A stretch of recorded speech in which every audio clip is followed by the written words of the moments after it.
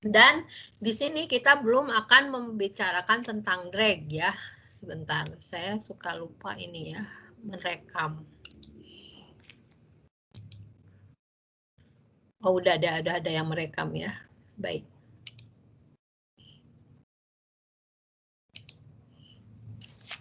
Oke, karena sudah ada yang merekam, terima kasih.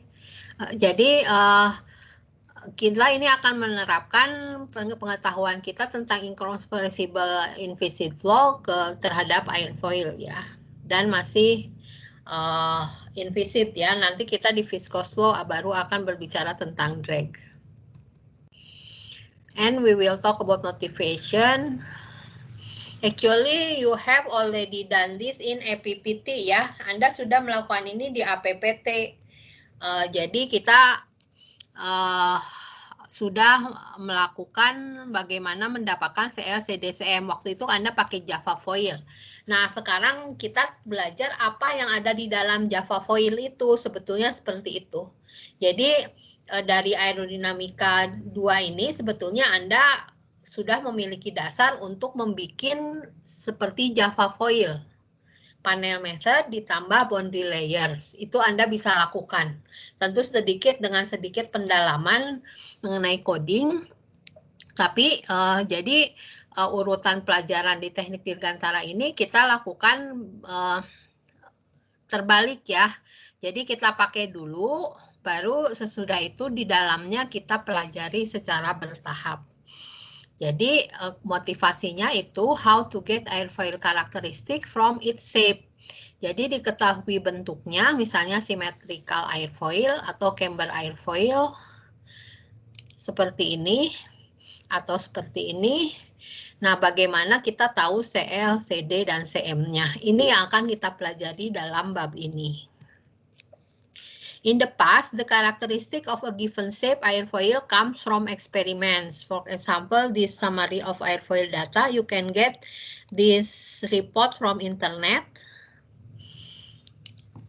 Summary of airfoil data. I think it's good if you have this report. Please search it in internet. Jadi saya kira sesudah kuliah ini ada bagusnya Anda memiliki report ini ya. Ini report yang sangat penting. Anda download aja sebagai mahasiswa teknik dirgantara, Anda wajib punya ya ini. Reportnya nomor 824 ya. Summary of airfoil data, punya NACA. Jadi dulu sebelum teori berkembang, karakteristik of a given shape airfoil atau airfoil dengan suatu bentuk yang sudah tertentu itu diperoleh dengan eksperimen di wind tunnel. Hasil-hasilnya dibukukan seperti di report ini, dan ini adalah wind tunnelnya punya Wright Brothers ya. Jadi dari berbagai bentuk ini dicoba-coba bentuk yang berbeda-beda, ini sayap ya.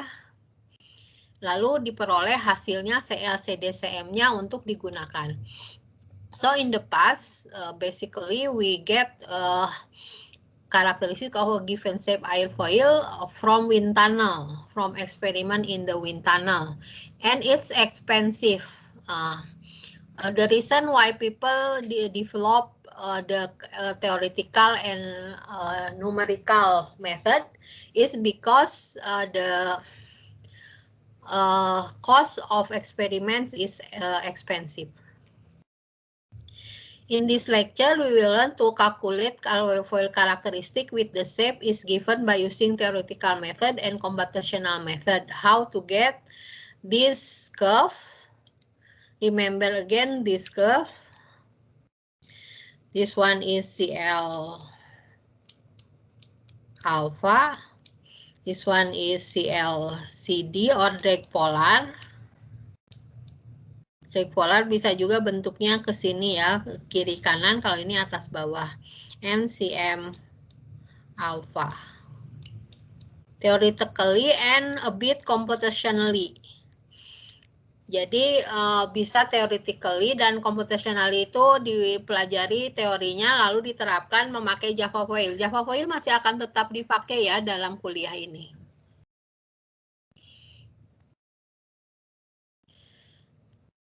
And it is very important for us to know about aerodynamics of airfoil because aircraft can fly because of their wings.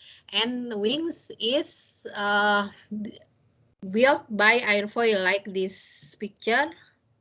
You see that wings are airfoils that connected in span-wise. Jadi kumpulan airfoil yang dijajarkan dan dihubungkan ya sepanjang span-wise. Ini juga sama. Jadi kalau kita potong cross section dari wing itu terdiri dari airfoil. Makanya kita penting mempelajari airfoil. Jadi airfoil itu untuk mempelajari aerodinamika sayap dan aerodinamika sayap itu penting untuk pesawat untuk menghasilkan gaya angkat. Ini contoh airfoil ini Wright Brothers. Ini subsonic ya. Ini F51. Ini supersonic. Yang ini Wright Brothers akhirnya pakai yang ini ya.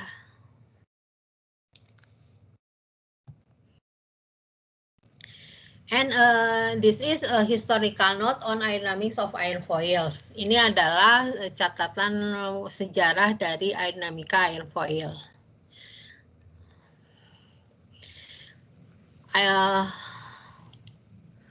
Wright Brothers sukses karena dia mengandalkan data eksperimen ya. And because their success, then the interest about aerodynamics of lifting surface is growing. And in 1912 until 1918, Ludwig Prandtl at Göttingen takes a giant step to divide the study of lifting surfaces. Wings can be divided into the study of wing sections, airfoils, and the modification of the airfoil characteristic to take into account the finite wing characteristics. Jadi ini membuat motivasi kita tadi lebih penting ya. Jadi pada tahun 1912 sampai 1918, Ludwig Prandtl menghubungkan antara karakteristik airfoil dan finite wing dengan suatu formulasi tertentu.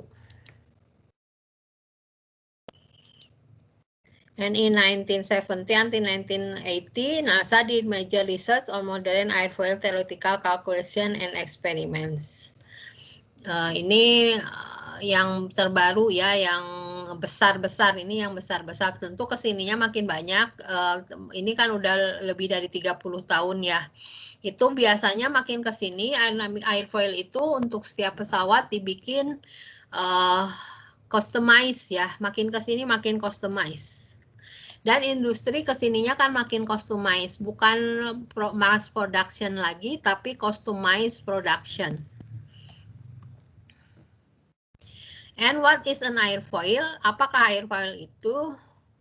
Airfoil adalah cross section dari sayap yang dipotong dengan bidang yang sejajar bidang XZ. Jadi kalau ini sistem sumbu pesawat X, Y, Z, ini sistem aerodinamik ya. X ke belakang, Y ke kanan, Z ke atas. Kalau dinamika terbang, Z-nya ke bawah ya. Ini aerodinamik, maka X, Y, Z-nya seperti ini. X ke kanan, ke belakang, Y ke kanan, Z ke atas. Nah, XZ-nya ini dibikin bidang. Nah, kalau kita bikin di sini, ini akan ada cross section juga. Nah, ini airfoil. Jadi parallel to XZ plane. Any section of a wing cut by a plane parallel to XZ plane is called an airfoil. Itu definisi ya.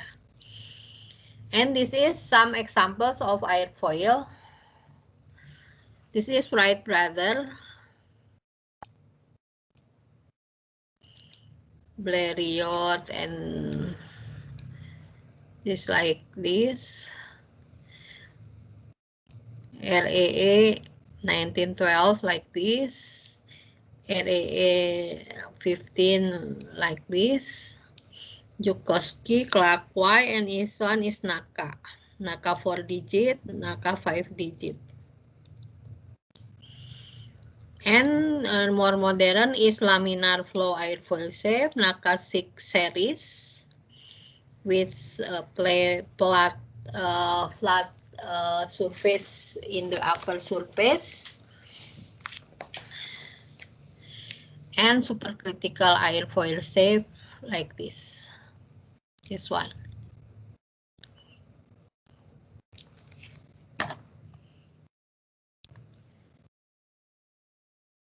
And especially for NACA and modern airfoil, we have airfoil nomenclature. It's actually, this is a repetition. You have already learned it in APPT. Anda sudah belajar ini di APPT ya.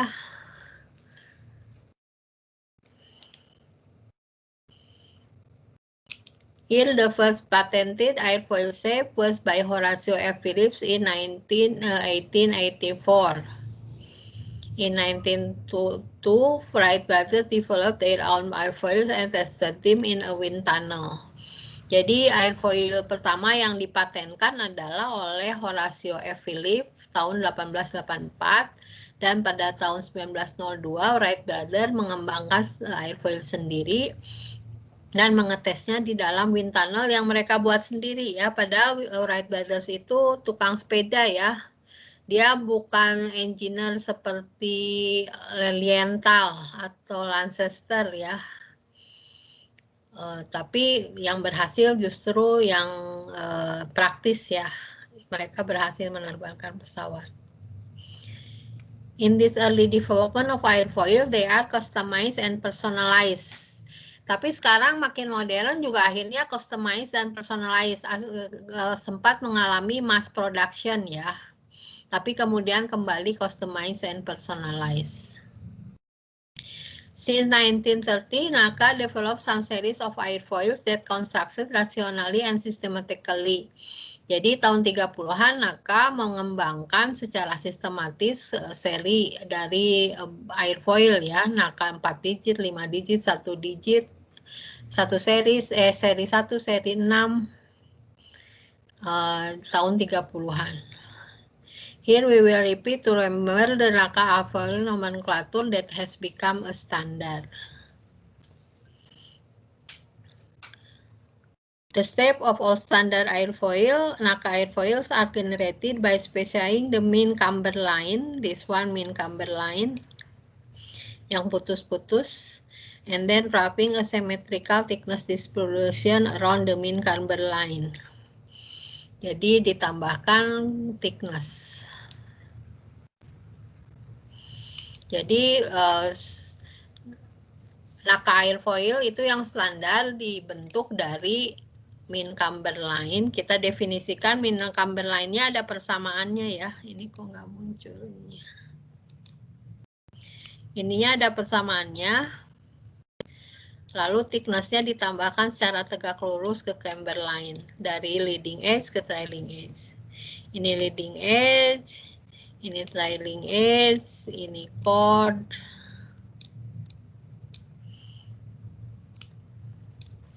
Ya, segitu ya paling. And remind you again about NACA 4-digit airfoil. For example, NACA 2412. 2 is maximum camber in percent chord. So this means the maximum camber in is 2% chord. The collocation of maximum camber in 0.1 chord, this one the second digit is 4, so the position of maximum camber is at 0.4 chord or 40% chord, and 12 is maximum thickness in percent chord. The next is NACA 5-digit airfoils. 2 is multiplied by 0.15 is design lift coefficient. So the design lift coefficient is 0.3. 30, the next 2 digit is divided by 2 is location of maximal camber in percent chord. So this is in 15%. And the last 2 digit is maximum thickness in percent chord. Ada juga NACA 1 series for marine aircraft propeller to avoid cavitation and deleterious. The first digit is the series numbers, the second digit the location of maximum pressure in 0.1 cold, so the location of minimum pressure is in 0.6. The design lift coefficient in 0.1, the next digit is, for example, this one 2 means the design lift coefficient is 0.2, and the last 2 digit is maximum thickness in percent chord. The next is NACA 6 series laminar airfoils. 6 is the series number. 5 the location of minimum pressure in 0.1 cold. So 5 means the location of minimum pressure is at 0.5. The small letter 3, the range of the coefficient above and below the design lift coefficient where the load drag can be maintained in 0.1. Jadi 0,3. Ini kalau misalnya NACA 6 series itu suka ada yang gininya. Nah, ini ke sininya 0,3, ke kanan 0,3, ke kiri 0,3. Seperti itu. Kalau ini CD dan ini CL. Drag bucketnya ya. 2 ini didesain lift coefficient in 0.1, berarti ini 0,2, dan 18 ini maximum thickness in percent chord. Ini airfoil CN235 ya, 653218.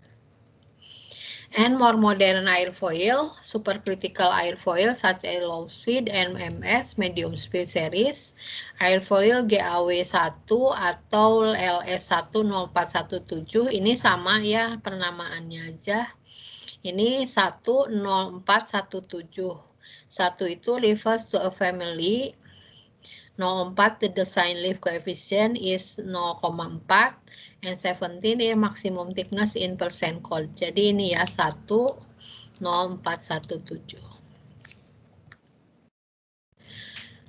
Modern airfoils are designed with inverse method. Jadi modern airfoil itu customize ya. Jadi inverse method kita itu biasanya kan sebetulnya mengetahui gitu ya. Distribusi tekanan seperti apa di sayap yang kita inginkan. Nah, kalau metode yang modern itu kita tentukan distribusi tekanannya seperti apa, lalu kita balik dengan persamaan matematika, dengan metode matematika, kita dapatkan bentuk dari airfoil itu. Contoh yang diperoleh dengan cara itu adalah NASA NLF 10,416.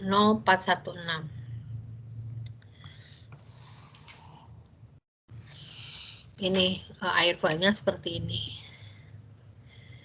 Jadi ditentukan CP-nya biasanya ya. CP itu seperti ini.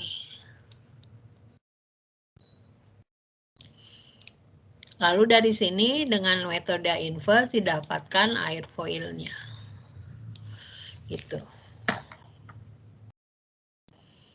Further reference for NACA airfoil is about Van den Hoff Theory of Wing Section, McGraw-Hill Book Company, New York, Dover Publication 1959.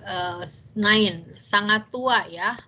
Tapi ini masih sangat berguna, jadi saya sarankan Anda download aja dari internet.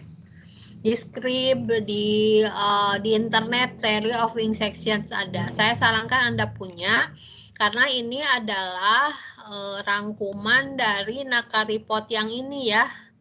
Ini saling melengkapi dengan NACA report yang ini. Saya sarankan Anda punya ya. Anda download saja dari internet.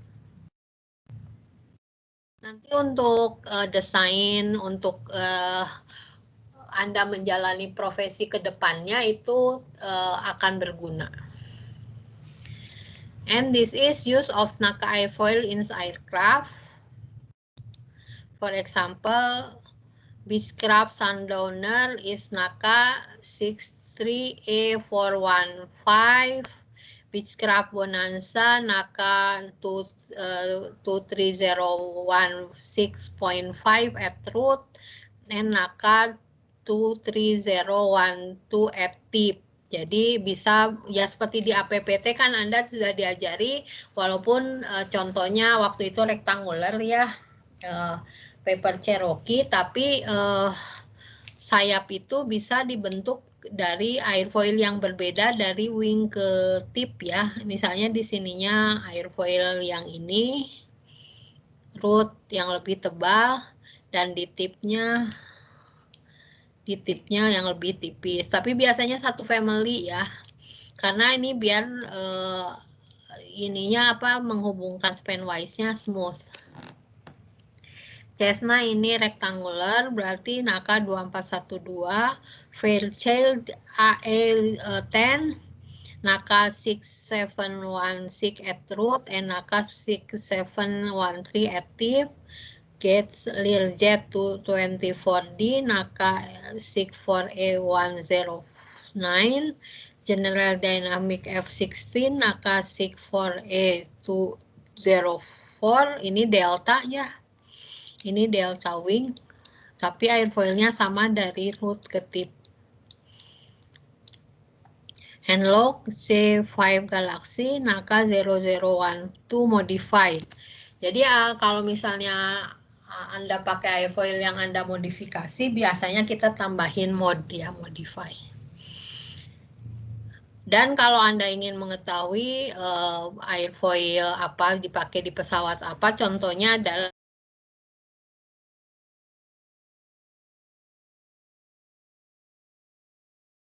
aircraft, atau ketik saja di keyword King Complete Guide to Airfoil Usage.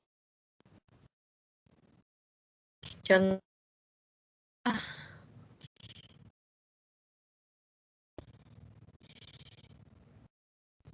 ini di wing root-nya, Anda lihat.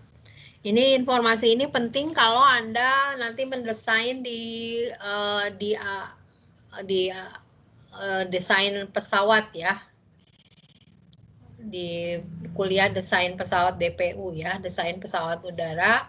Jadi Anda untuk menentukan airfoilnya itu bisa dari menggunakan yang sudah ada dulu. Misalnya di sini ada nggak yang terkenal ya? Ini pesawatnya yang saya capture nggak ada yang terkenal ya, tetapi contoh aja lah. Misalnya ini Adam Aircraft A500, ini NASA LS0417 di root, dan di tipnya NASA LS11417 di tip. Gitu ya, berbeda-beda. Tapi ini bisa digunakan. Big companies such as Boeing and Airbus develop airfoils for their own companies. Jadi kalau pesawat Boeing sama Airbus itu mereka customize ya, itu sudah lama sejak tahun 80-an mereka sudah tidak memakai Naka lagi. Mereka tidak memakai LS lagi, tidak memakai medium speed lagi. Tapi sampai 747 masih ya, tapi sesudahnya ya mau 777, 787 itu udah sel. Dan next possible by using panel method and numerical. Itu dimungkinkan dengan panel method dan finite difference numerical method.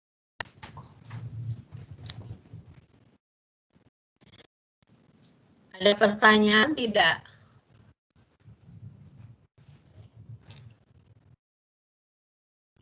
Izin bertanya, Bu. Iya. Saya mau nanya terkait desain lift coefficient, Bu. Itu sebenarnya Bu, apa? Desain lift coefficient, Bu. Iya. Di penama airfoil. Itu sebenarnya lift coefficient saat apa ya, Bu? Saat drag-nya minimum. Saat drag-nya minimum. Oh, baik, Bu. Iya. Biasanya kalau desain lift coefficient itu digunakan pada saat cruise. Nah, saat itu drag-nya minimum sehingga penggunaan bahan bakarnya paling efisien gitu.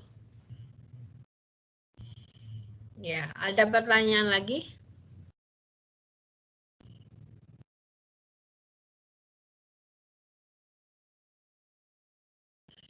Kalau tidak ada, kita teruskan sedikit ya. Then about airfoil characteristics.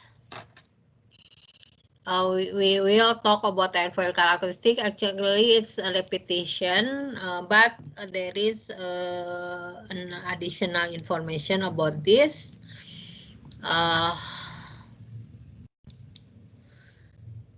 This is characteristic alpha.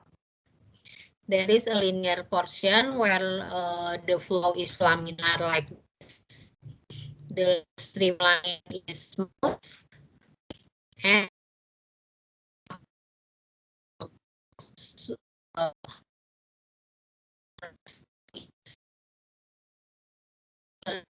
the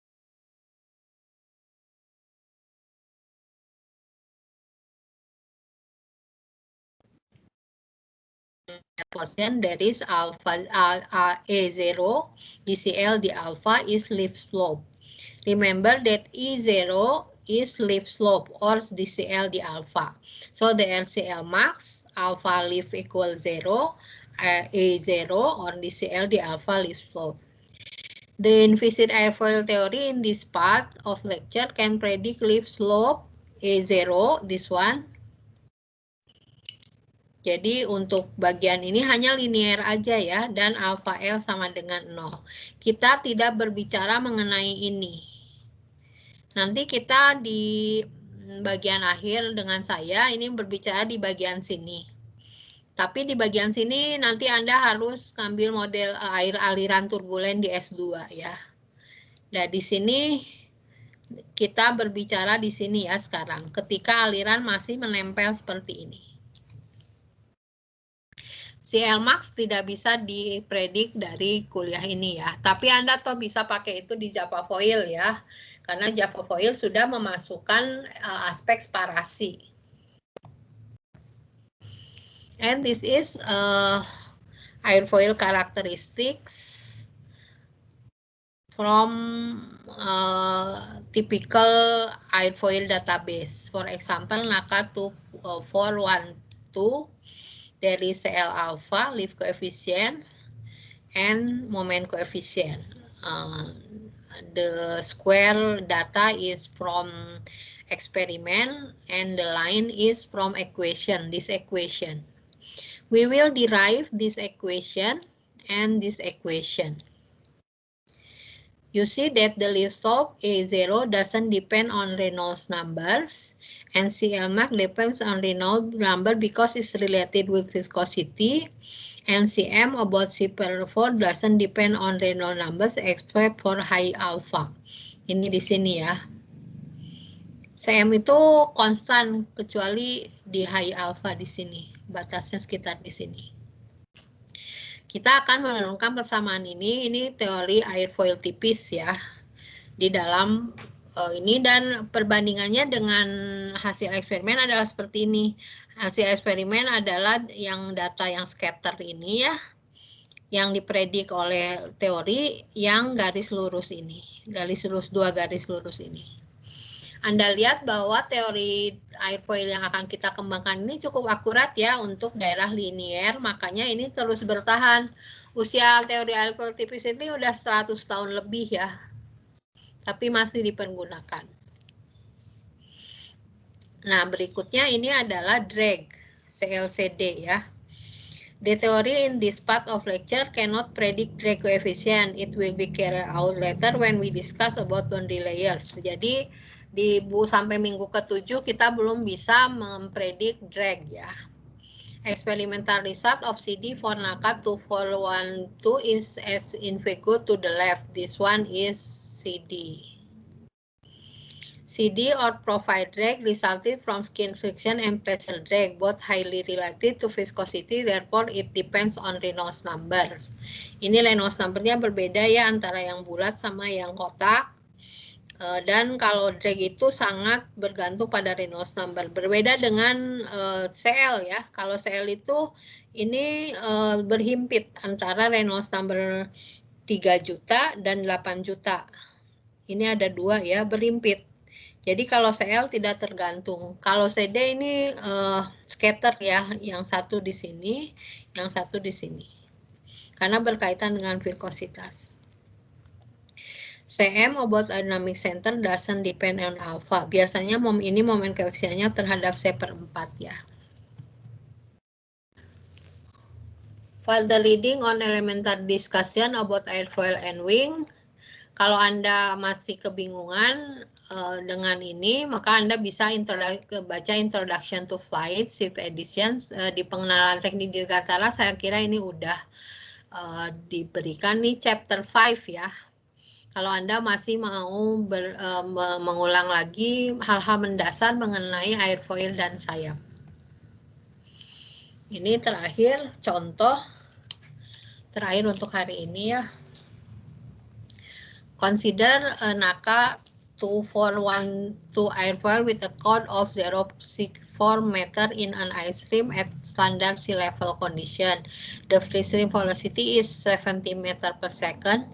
The lift per unit span is 1,254 Newton per meter. Calculate the angle of attack and the drag per unit span. We first determine the density at sea level is 1.23 or 1.225.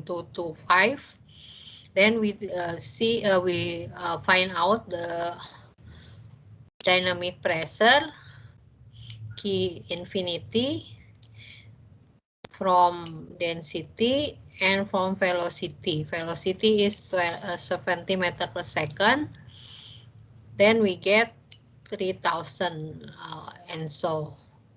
Then CL is L lift per unit span per Q infinity times the surface area of wing.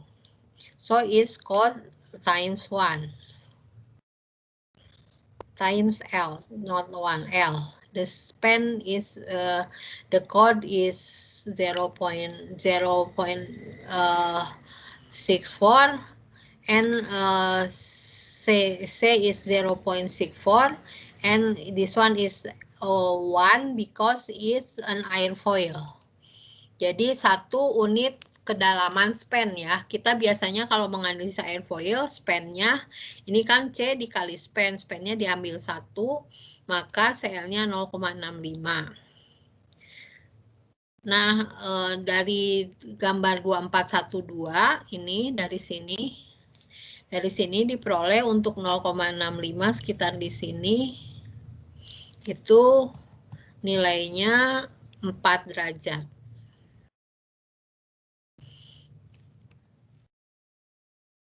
Ya, sekitar 4 derajat di sini ya. Di sini. Sekitar 4 derajat. Jadi dibalik ya.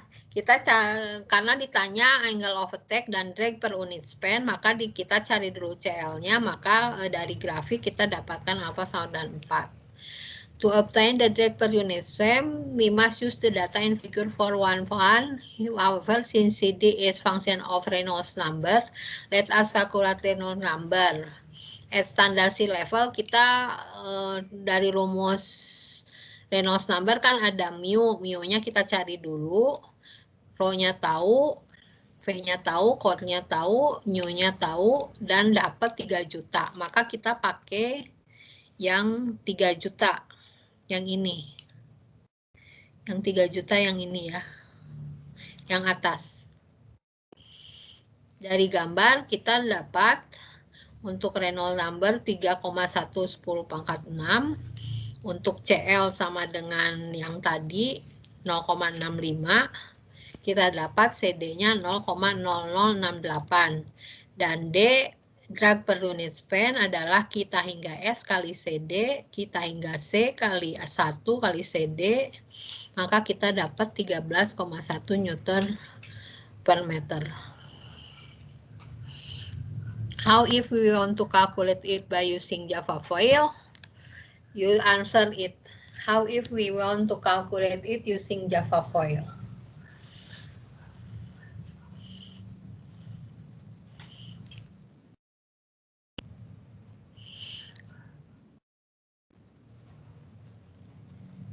Okay, you think this, please think about this question and answer it in the next lecture, okay? I will repeat about airfoil from airfoil characteristic in the next lecture. Please answer this question later. Oke, ada pertanyaan?